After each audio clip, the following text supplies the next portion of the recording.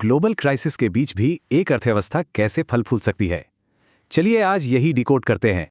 इस खास विश्लेषण में हम 2026 में भारत की कमाल की आर्थिक मजबूती और रेजिलियंस को समझेंगे। बाहरी झटके बहुत हैं, लेकिन भारत की घरेलू अर्थव्यवस्था सच में काफी शांत और स्टेबल है।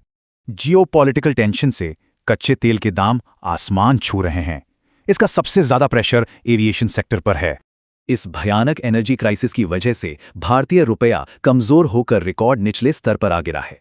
नतीजा, विदेशी निवेशकों यानी एफआईआई ने डरकर भारतीय शेयर बाजार में भारी बिकवाली शुरू कर दी।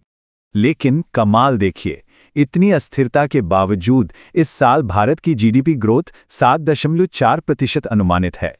इसके पीछे का सीक्रेट है हमारी मजबूत घरेलू खपत, रिकॉर्ड एक्सपोर्ट और शानदार इंडस्ट्रियल मैन्युफैक्चरिंग। इस शानदार मोमेंटम को बनाए रखने के लिए सरकार फिस्कल डिसिप्लिन के साथ स्ट्रक्चरल रिफॉर्म्स कर रही है। जैसे 2026 का सबसे बड़ा बदलाव, इंश्योरेंस और पेंशन सेक्टर में 100% एफडीआई को मंजूरी देना। हालांकि ध्यान रहे कि लाइफ इंश्योरेंस कॉर्पोरेशन यानी एलआईसी में एफडीआई की सीमा 20% ही रखी गई है। इसके साथ ही यूरोपीय संघ के साथ फ्री ट्रेड एग्रीमेंट और नए लेबर कोड्स इकोनॉमी को और बूस्ट करेंगे।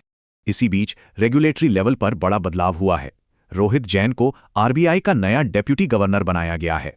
उनका मुख्य फोकस इस कमजोर रुपए और वॉलेटाइल मार्केट के बीच देश की फाइनेंशियल स्टेबिलिटी बनाए रखना है। अब सवाल है कि आम निवेशक इस ग्लोबल तूफान का डटकर सामना कैसे कर रहे हैं। एक्सपर्ट्स मानते हैं कि रुपी कॉस्ट एवरेजिंग के जरिए एसआईपी वेल्थ क्रिएट करने का सबसे शानदार तरीका है। सच कहें तो इक्विटी मार्केट में हमारे रिटेल इन्वेस्टर्स एक गजब के शॉक एब्जॉर्बर बनके उभरे हैं। और आंकड़े देखिए, मंथली एसआईपी निवेश 32,000 करोड़ रुपए के ऐतिहासिक रिकॉर्ड को पार कर गया है। इस लगातार आते पैसे ने डेली कैश मार्केट टर्नओवर को भी एक बिल्कुल नए हाई पर पहुंचा दिया है।